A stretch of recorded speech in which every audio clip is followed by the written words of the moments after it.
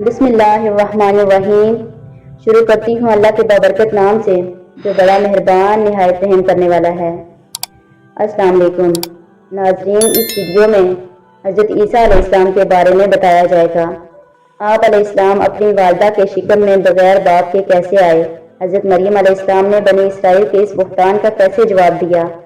اللہ تبارک و تعالیٰ نے آپ کو کون کون سے معجزات سے نوازا جو باقی نبیوں کو عطا نہ کیے گئے، اور آپ نے کس طرح بنی اسرائیل کو اللہ کا پیغام سنایا، اور آپ کی وفات ہوئی یا نہیں، یا آپ کو آسمان پر زندہ کیسے اٹھایا گیا، اور آپ علیہ السلام کے دنیا سے چلے جانے کے کتنے عرصے بعد اللہ تعالیٰ نے ہمارے آخری نبی حضرت محمد مصطفیٰ خاتم النبیین صلی اللہ علیہ وآلہ وسلم کو مبعوث فرمایا۔ ناظرین، حضرت عیسیٰ علیہ السلام کا لقب روح اللہ ہے، اور آپ کو مسیح بھی کہتے ہیں۔ حضرت عیسیٰ علیہ السلام کو اللہ تعالیٰ نے خاص نعمتوں سے نوازا تھا، جیسا کہ آپ مردوں کو زندہ کر دیتے تھے اور کسی بھی قسم کے مریض کو شفایاب کر دیتے تھے۔ حضرت عیسیٰ علیہ السلام کی پیدائش اس کائنات کے لیے بہت بڑا معجزہ ثابت ہوا۔ آپ علیہ السلام کی والدہ نے جب اللہ تعالیٰ کے حکم سے اپنے گھر والوں سے علیحدگی اختیار کی تو اللہ تبارک و تعالیٰ نے اپنے فرشتے کو حضرت مریم کے پاس بھیجا۔ حضرت مریم فرمانے لگی، میں تجھ سے اللہ کی پناہ مانگتی ہوں اگر تو اس سے ڈرنے والا ہے۔ فرشتے نے جواب دیا، میں اللہ تعالیٰ کی طرف سے بھیجا ہوا ایک قاصد ہوں اور تجھے ایک پاکیزہ بیٹے کی خوشخبری دینے آیا ہوں۔ یہ سن کر بی بی مریم فرمانے لگی، یہ کیسے ہو سکتا ہے؟ میں ایک پاک دامن عورت ہوں، مجھے کسی انسان نے چھوا تک نہیں ہے۔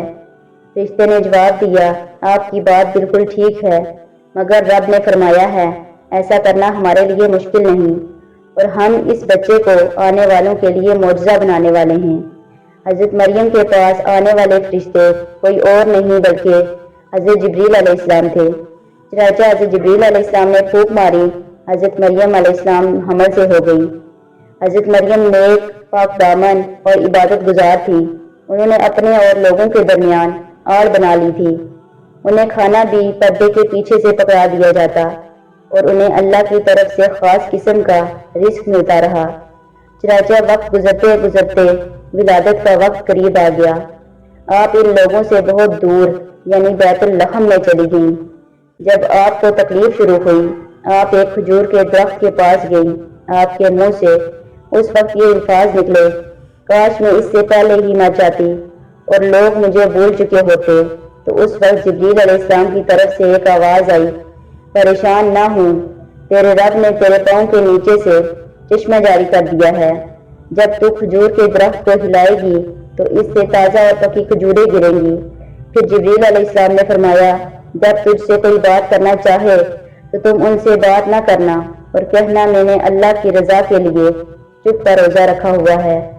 جب حضرت عیسیٰ علیہ السلام کی ولادت ہوئی، حضرت مریم علیہ السلام بہت پریشان تھی کہ اب لوگ مجھ سے کیا کہیں گے۔ چنانچہ جب حضرت مریم علیہ السلام واپس بنی اسرائیل میں آئیں تو لوگ طرح طرح کی باتیں کرنے لگے، مریم تو نے یہ کیسی حرکت کی؟ اس پر حضرت مریم نے گود میں اٹھائے حضرت عیسیٰ علیہ السلام کی طرف اشارہ کیا، اگر مجھ پر یقین نہیں تو اس بچے سے پوچھ لیں۔ سب لوگ کہنے لگے، یہ دودھ پیتا بچہ ہمیں کیا بتائے گا؟ چنانچہ اس وقت اللہ تعالیٰ کی طرف سے معجزہ ہوا اور حضرت عیسیٰ علیہ السلام اللہ تعالیٰ کے حکم سے بولنے لگے، اور اللہ کی بڑائی بیان کرتے ہوئے فرمایا، میں اللہ کی طرف سے بھیجا ہوا پیغمبر ہوں، اور اس نے مجھے کتاب بھی عطا فرمائی ہے، مجھے بابرکت بنا کر نماز اور زکوٰۃ ادا کرنے کا حکم دیا ہے۔ میرا اور تمہارا پروردگار اللہ ہی ہے، تم صرف اس کی عبادت کرو، یہی سیدھا راستہ ہے۔ جب لوگوں نے یہ معجزہ دیکھا تو حیران رہ گئے۔ ناظرین، اللہ تعالیٰ کے اس معجزے کے بعد کہیں فرقے گمراہ ہوئے اور لوگ کہنے لگے مریم اللہ تعالیٰ کی بیوی ہے، نعوذ باللہ، جس کی تردید اللہ تعالیٰ نے سورۃ مائدہ میں کی ہے۔ بے شک وہ لوگ کافر ہیں جنہوں نے کہا مسیح ابن مریم ہی اللہ ہے، حالانکہ مسیح نے ہی ان سے کہا تھا، اے لوگو صرف اللہ کی عبادت کرو جو میرا اور تمہارا پروردگار ہے۔ جو بھی اللہ تعالیٰ کے ساتھ کسی کو شریک ٹھہراتا ہے بے شک اس کا ٹھکانہ جہنم ہے، اس وقت گناہ گاروں کی مدد کوئی نہ کرے گا۔ سورۃ اخلاص میں اللہ تعالیٰ فرماتے ہیں، آپ کہہ دیجئے اللہ ایک ہے، اور وہ بے نیاز ہے، نہ اس سے کوئی پیدا ہوا، نہ وہ کسی سے پیدا ہوا، اور نہ کوئی اس کا ہمسر ہے۔ چنانچہ اسی طرح حضرت عیسیٰ علیہ السلام بنی اسرائیل میں پرورش پاتے رہے۔ وقت گزرتا گیا، آپ کی پرورش بیت لحم میں ہوئی، جو کہ اللہ تعالیٰ نے حضرت عیسیٰ علیہ السلام اور بی بی مریم کو دنیا کے لیے نشانی بنایا۔ حضرت عیسیٰ علیہ السلام نے بچپن میں ہی کافی علم حاصل کر لیا۔ اللہ تعالیٰ سورۃ مومنون میں فرماتے ہیں، ہم نے عیسیٰ اور ان کی والدہ کو ایک نشانی بنایا، پھر ان کو صاف اور بلند جگہ پر پناہ دی۔ حضرت مریم حضرت عیسیٰ علیہ السلام کے ساتھ بیت لحم سے بیت المقدس کی طرف روانہ ہو گئیں۔ حضرت عیسیٰ علیہ السلام وہیں پر بڑے ہوئے۔ جیسے جیسے حضرت عیسیٰ علیہ السلام بڑے ہوتے گئے، ویسے ان پر علم و حکمت بھی ظاہر ہوتا گیا۔ آپ کی عمر 30 سال ہوئی۔ اس وقت اللہ تعالیٰ نے آپ کو نبوت عطا فرمائی، آپ پر آسمانی کتاب انجیل نازل فرمائی، پھر آپ نے پیغمبر کی حیثیت سے دعوت دینا شروع کر دی۔ نبوت کے ساتھ ساتھ آپ کو اللہ تعالیٰ نے عظیم معجزات سے بھی نوازا تھا۔ آپ مردوں کو زندہ کر لیتے تھے، ہر طرح کے مریض کو شفایاب کر لیتے تھے۔ اللہ تعالیٰ نے ہر نبی کو ایک خاص قوم کی طرف بھیجا تھا۔ اس طرح اللہ تعالیٰ نے حضرت عیسیٰ علیہ السلام کو بنی اسرائیل کی ہدایت اور رہنمائی کے لیے مبعوث فرمایا، جبکہ ہمارے آخری نبی حضرت محمد مصطفیٰ صلی اللہ علیہ وآلہ وسلم کو ساری کائنات کی ہدایت اور رہنمائی کے لیے بھیجا۔ حضرت عیسیٰ علیہ السلام اللہ تعالیٰ کے عطا کردہ ان معجزات سے پیدائشی اندھے کو بینائی عطا فرما دیتے، کوڑی کو کوڑ دور ہو جاتا، اگر درس والے کے جسم پر ہاتھ پھیر دیتے تو ان کے جسم ٹھیک ہو جاتے۔ آپ مٹی کا پرندہ بنا کر اس میں پھونک مارتے تو وہ پرندہ اڑنے لگتا، لیکن اللہ تعالیٰ کا عطا کردہ سب سے بڑا معجزہ یہ تھا، آپ مردوں کو بھی زندہ کر دیتے۔ لوگ حضرت عیسیٰ علیہ السلام کی ان تمام نشانیوں کو دیکھنے کے بعد بھی کفر اور شرک پر ڈٹے رہے، مگر ایک جماعت حضرت عیسیٰ علیہ السلام پر ایمان لے آئی۔ اللہ تعالیٰ سورۃ العمران میں فرماتے ہیں، جب عیسیٰ نے ان کا کفر محسوس کر لیا تو کہنے لگے، اللہ کی راہ میں میری مدد کرنے والا کون ہے؟ تو حواریوں نے جواب دیا، ہم اللہ کی راہ کے مددگار ہیں، ہم اللہ پر ایمان لاتے ہیں، آپ گواہ رہیں، ہم تابعدار ہیں۔ چنانچہ بنی اسرائیل کی ایک جماعت ایمان لے آئی، مگر دوسری جماعت نے کفر کیا۔ اس کے بعد اللہ تعالیٰ نے دین عیسوی کو یہودیت پر غالب فرما دیا۔ جب یہ لوگ کفر پر تھے تب صرف حواری ہی آپ پر ایمان لائے تھے، جن کی تعداد صرف 12 تھی۔ اس کے بعد اللہ تعالیٰ نے اس گروہ کو مکمل طور پر غلبہ عطا فرمایا۔ پھر یہ حواری حضرت عیسیٰ علیہ السلام سے کہنے لگے، کیا اللہ تعالیٰ ہمارے کھانے کے لیے آسمان سے کچھ اتار سکتا ہے؟ حضرت عیسیٰ علیہ السلام فرمانے لگے، تم لوگ کیسی باتیں کر رہے ہو؟ وہ لوگ کہنے لگے، اگر ایسا ہو جائے تو ہمارا ایمان اور بھی مضبوط ہو جائے گا۔ پھر اللہ تعالیٰ نے فرمایا، بے شک میں تمہیں آسمانی کھانے دوں گا، اس کے بعد بھی جس کسی نے کفر و شرک کیا اسے ایسی سزا دی جائے گی جو میں دنیا جہاں والوں میں سے کسی کو نہ دوں گا۔ آخرکار اللہ کے حکم سے وہ آسمانی کھانے اترنے لگے، انہوں نے اس کھانے کو کھایا اور ایمان پر قائم رہے۔ ان مسلسل معجزات کا لوگوں میں چرچا ہونے لگا۔